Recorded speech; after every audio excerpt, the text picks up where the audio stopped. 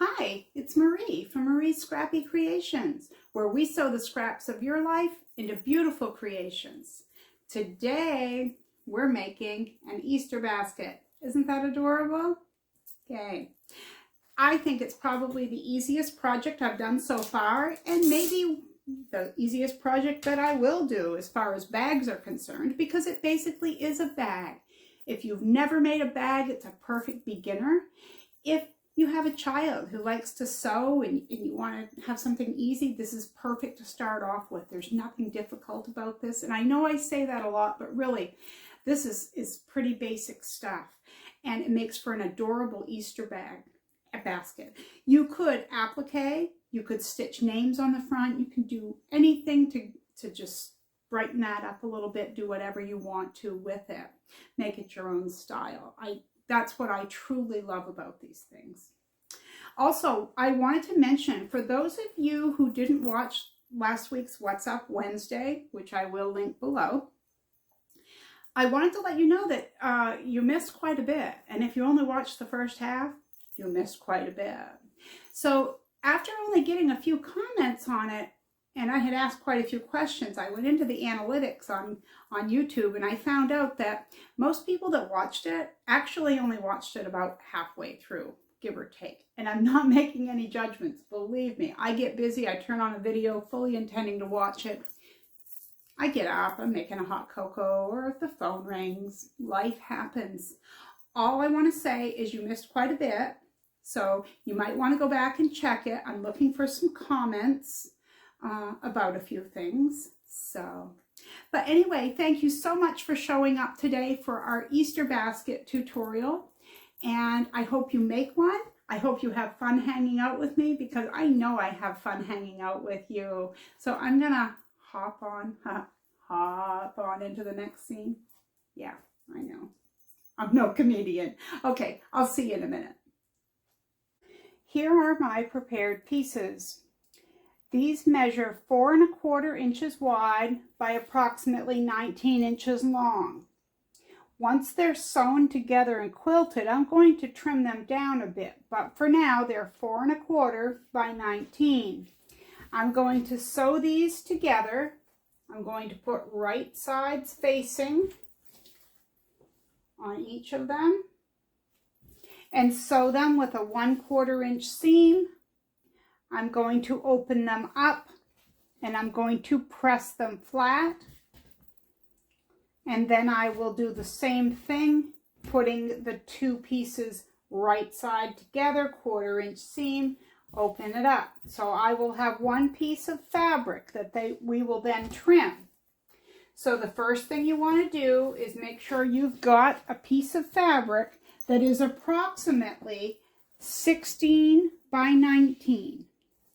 This is my prepared lining, and what I have on the back of this is a piece of fusible interfacing. I'm using Pellon 906F for fusible. Now, I want to stop right here, and what I had said on Wednesday still holds true. We can do this in any number of combinations. I could have put cotton batting on here and just quilted it, randomly over to hold the cotton batting on there. Or you could use fusible interfacing, whichever you have. Maybe you don't have either, and you know what? That would probably work too, because you could either put another layer of fabric with it, something heavier, or as long as you are using a good solid fusible fleece or a couple layers of cotton batting on your outer, I'm betting that this lining would be fine even if it was just fabric. So I don't want anybody to worry about what you have or don't have for supplies, because I'm a believer that we can make anything work. Okay, so for now, those are the first two pieces, and then this piece is going to be the strap, the handle of our Easter basket. So this measures 6 inches, and right now 19 inches. We're going to trim that down to about 18. But I am also going to put some of the Pellon 960 on the back of this for stability. I'm going to iron it on there. And you want to make sure that you follow your manufacturer's directions on these. I've always been one to just go, oh, I'll just wing it. I'll just do whatever I'm going to do. But you know, sometimes it doesn't stick that way. Take this one, for instance. This one, you have to have a pressing cloth and use steam on your iron. Now, another fusible that I have, it's a dry iron on wool setting. So they're all different. So I guess what I'm saying is, even if you think you know how to do it, give it a check, because you might find out that, you know, what you've been doing isn't really kosher.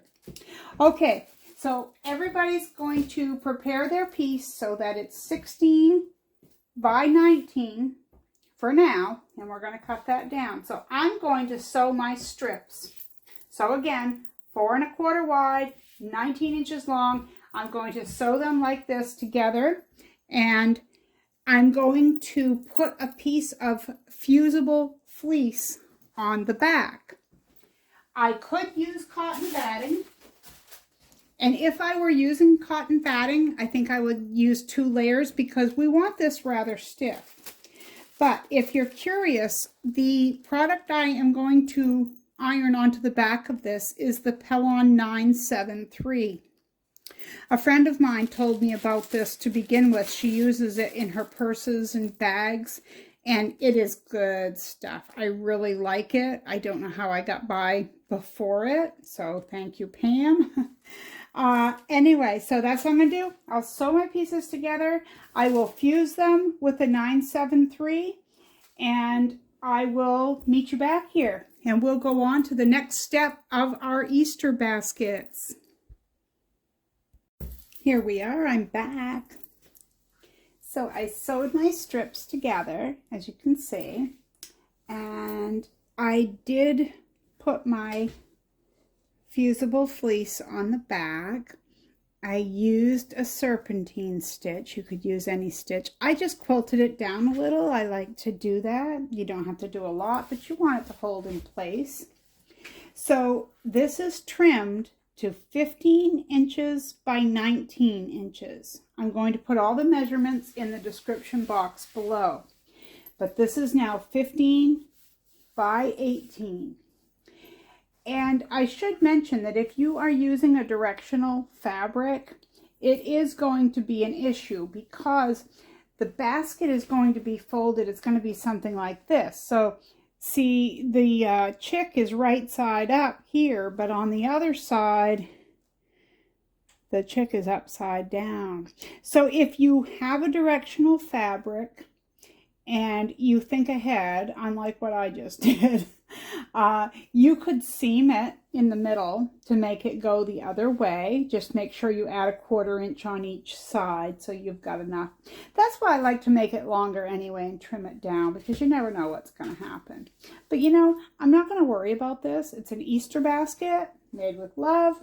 It is what it is. Okay, 15 by 18. Here's our lining, 15 by 18. And here is our handle, our strap. Now this is 6 inches wide by 18 inches. So what I did was the old trick, you fold it in half, and you crease it. I iron a really nice crease. Then you fold this into the middle, creasing, ironing. And once you do it, it's going to want to fall into place just like this. So we're going to take it to the machine and we're going to stitch close to the edge, about 1/8 of an inch down on both sides. Okay, so we're going to do that. So we'll set that aside. Now, with your 18 inches going this way, the long way, I want you to fold it in half. We are going to sew our 2 sides.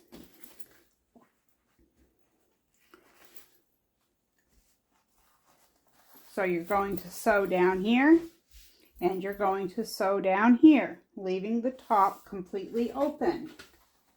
You're going to do the exact same thing here. You're going to flip it.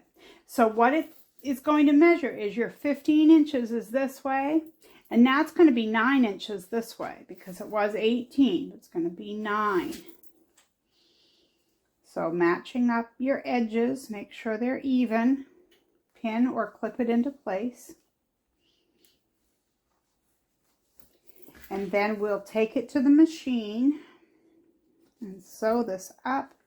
You know, this is a great project for a quick one. I mean, I did have some larger pieces of Easter fabric, but I really like to make scraps. Oh, there goes my iron. It knows I'm forgetful, so it tells me all the time, take care of me. Okay, this is what we have. We have our 2 pieces, our lining and our outer. We're going to sew on each side. Back tack, sew down, back tack, your handle, 1/8 of an inch. And I like to use a longer stitch length on any handle, but you don't want to go any tighter than like a 2.5. In fact, I use a 3 or a 3.5 because you want your stitches to show.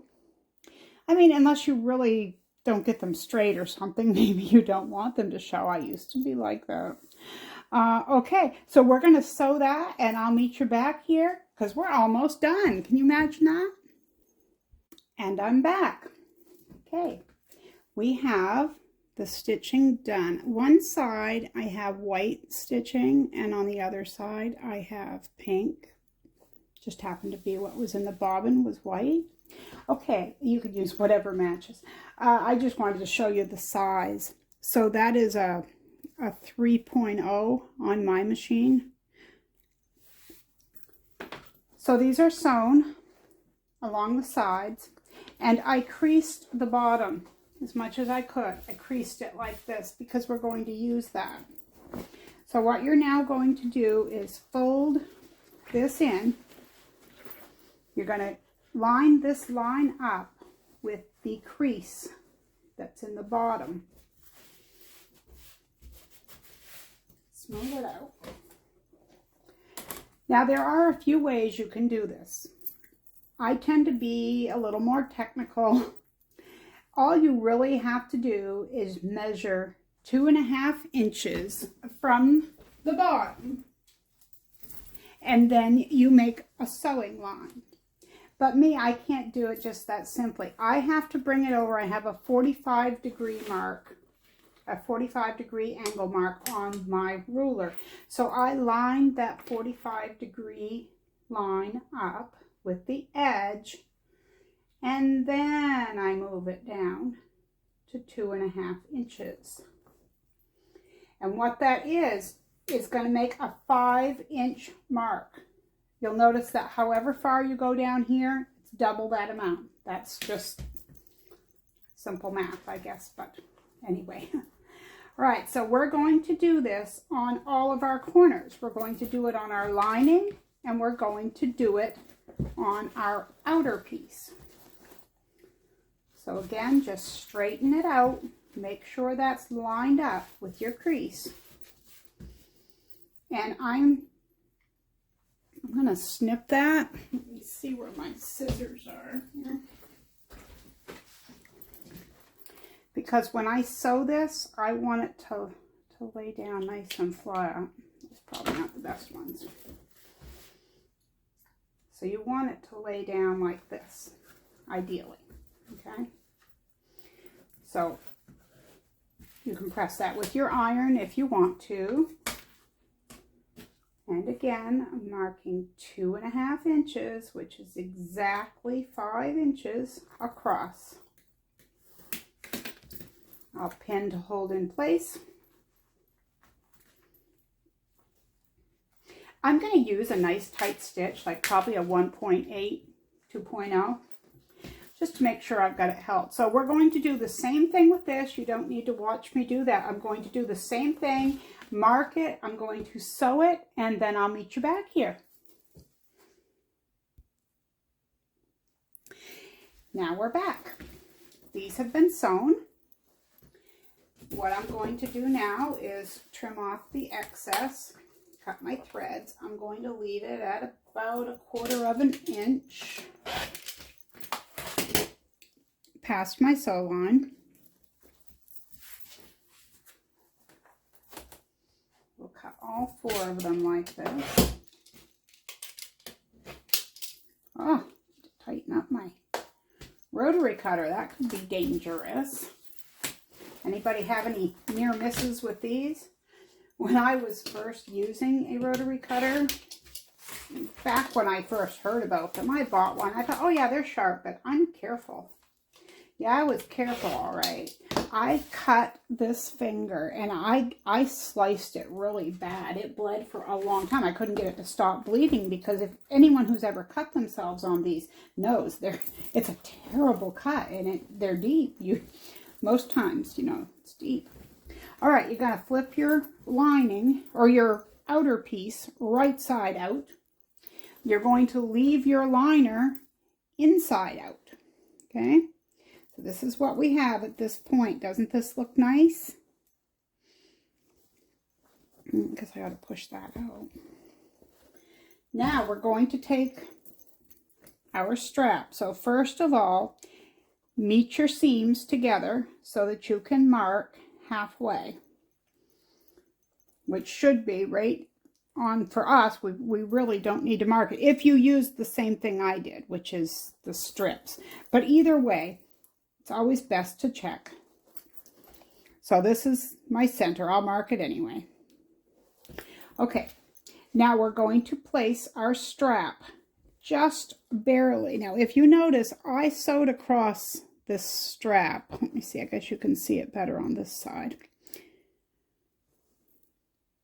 I sewed across there. Anyway, I'm going to just barely put that sew line past the top. See? It's just barely across the top. And I'm going to pin that in place nice and straight. And I'm going to take the strap, wrap it right around the base, come back here, and I'm going to do the same thing.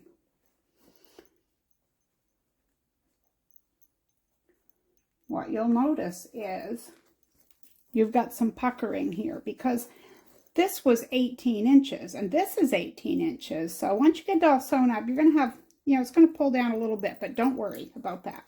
So now I want you to take it over to your sewing machine and I want you to stitch about 1/8 of an inch from the edge of the bag, from the top of the bag. And just, I usually go over it twice. Okay, so you're going to do that on both straps and meet me back over here. There, I have the strap sewn. Now what we're going to do is with our lining, remember that is inside out and our outer is right side out, and we are going to place it inside the liner. I really am going to. I'm not going to mess about and get it caught. Okay, so now what we're going to do is match our side seams first. I always open mine up just a little bit so I can see that they're even. I'm going to stick a pin in it and see what happens here. Go over to the other side. And you can nest them like this with one seam going one way, one going the other, whichever you're more comfortable with. Either way. Whoops. Pin in my mouth. That's what my grandmother and my mother used to do. They'd hold the pin in their mouth. And as a kid, I thought it was terribly dangerous. And it probably is. And I said, oh, I'll never do that. But, you know, I do. Okay. So on one side of this, we're going to pin completely around, matching up our edges, keeping everything level. The top of both the lining and the bag just really level with each other. When you get near the handle, you're going to have to pull that up a little bit because the handle is going to be down in there a little bit. So you kind of have to bring it up where it needs to be. Just don't fight with your fabric. It will get along better with you that way. I know I'm trying to be funny and I'm not, huh? Okay, on the second side, somewhere between your seam and your handle, I want you to leave an opening. And that is so that we can turn this right side out through that opening. Now, if you were with us for the bag tutorials that we did, the tote bag and the zippered bag that matched it. Oops, I'm going to use a different colored pen to mark this, the beginning and the end. We left an opening in the lining, which worked out great, and that's fine. But on this, we're going to hide it. You're not going to have to finish a seam, okay? Because you're going to be flipping it out through the top.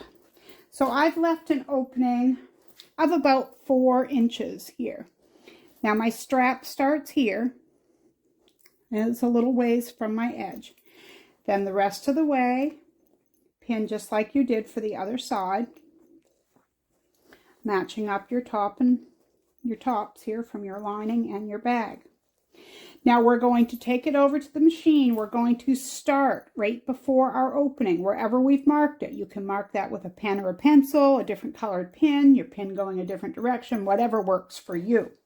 So I'm going to back tack, and I'm going to sew completely around this bag, back tack, and then I'll meet you back here.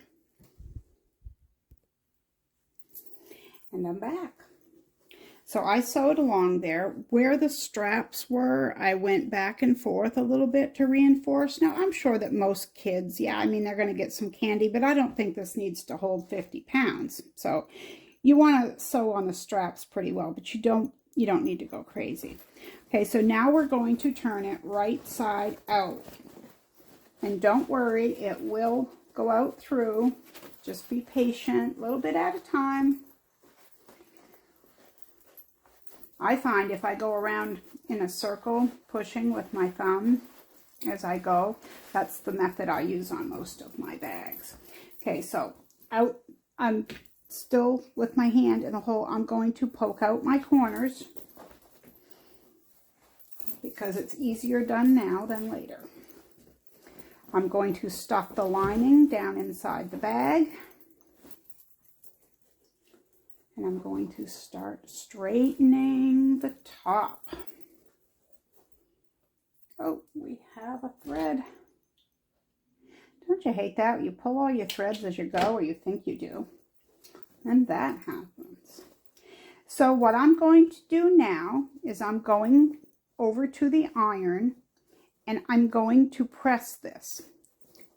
So I'm going to straighten all the way along like this, and I'm going to finger press it, holding that down like so. But I always like to press it with the iron to really give it the rest of that. And besides the fact that when we get here, we need to fold it in. Well, I'll straighten it at the iron, but we'll fold it in and we'll pin that. And so I'll do that, and I'll come back and meet you back here.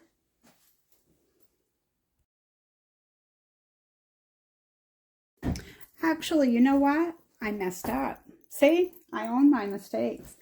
I think we want to do what we did for our last 2 bags, which is make sure that the lining holds in there so that it doesn't get pulled out. Like, say the child is pulling their candy out, you don't want them to pull the lining out. So we're going to take our edges. You see where we are. We follow our seam line. You put those 2 together. Pin my pin cushion off. What you're going to do is stitch back and forth. I just stitch for about an inch right here. I just go back and forth about 4 times right there. Same thing on this side. Follow your seams. Take seam to seam. As long as that lines up like this, go just like this. Seam to seam. Stitch right in the center, about an inch, back and forth 3 or 4 times. Then take it to your iron. After you flip everything out, take it to your iron, just how I showed you a minute ago. We're going to press the top so we can be ready to top stitch. So here we are. everything is pressed. I still have my opening. I'm going to pin. You can use a clip, to each their own.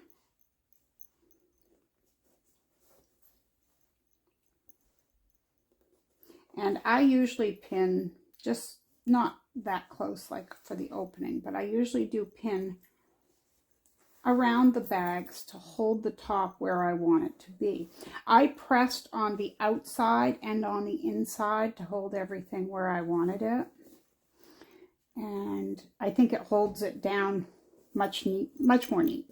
Okay, so what we're now going to do, it's our last step. All we need to do is top stitch.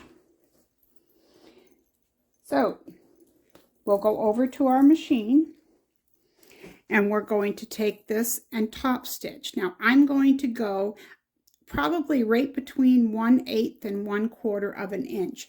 Just eyeball it. Use the edge of your presser foot. You can do whatever you want. Sometimes I might recommend a decorative stitch, but because we have that opening here, I think it's best to top stitch in a straight stitch this time, because if you do a swirly stitch, it might not catch that, and you definitely want that opening closed up. Okay, so let's top stitch and come back and see what we have. Okay, I brought you over to the sewing machine. Just hopefully you can see, maybe you can't, but just to give you an idea of what I'm doing. I always start like this. I hold my thread, I go forward 1 stitch, and I pull up. And I grab onto my bobbin thread. And if you start like this and pull your thread behind you, you just kind of hold on to it just a bit, and it won't tangle. You ever had those tangles at the beginning? It won't do that.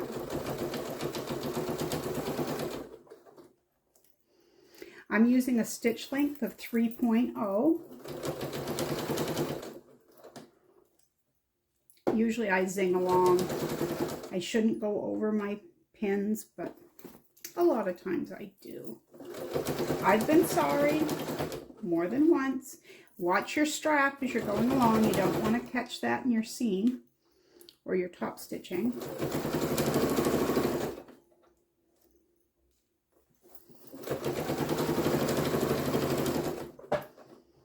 And when you have this over the arm of your machine, those pins can sometimes catch underneath, so you have to keep turning your fabric as you go.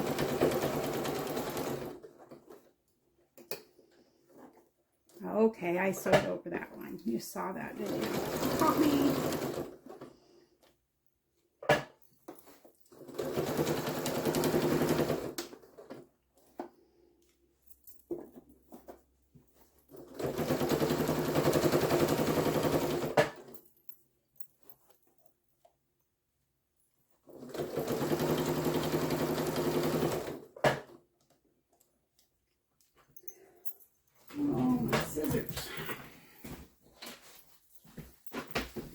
So right before we get to the edge, you want to snip those threads that we left there.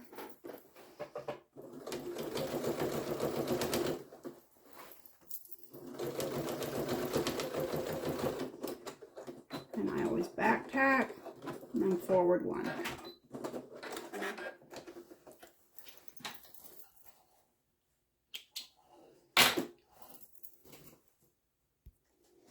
And this is what we have. A cute little Easter basket to hold all the goodies. And I showed you the last 2 bag patterns how to do a pocket. You could make a pocket in there. You could leave it as is. I think it's adorable. Let me come out a little bit there. But that's cute. And you could just go out and buy some Easter fabric for it. Use what you have. I think it would be adorable done in all scraps of just spring and Easter colors. I have another bag that I made last night. It is not completed, but I had some bunny fabric and some blue. So see, it's not exactly the same, but that's okay. And I'm going to finish it up, and I thought of maybe appliquing a little bunny on the front. Might be cute. But that's as far as I got with that. And I did stitch it down. I quilted it all through. But it's the same size, and I am going to finish it. I don't like to waste fabric, but it was just a little trial where I put 2 pieces of fabric that went together, and I put that together. And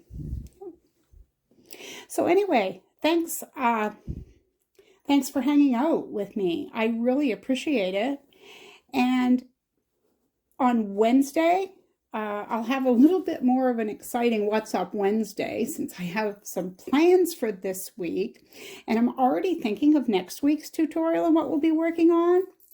And if you stick around, you might enjoy it. Now, I think most people own a tablet or an iPad. And if you do, we're going to make something for our tablets. So that's it for our Easter basket tutorial. Thank you very much. I appreciate you being here with me.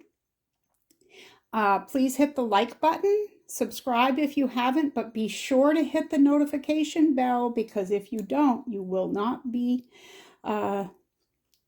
notified. There, I couldn't come up with a word. You won't be notified when I put up a new video, and we can't have that now, can we?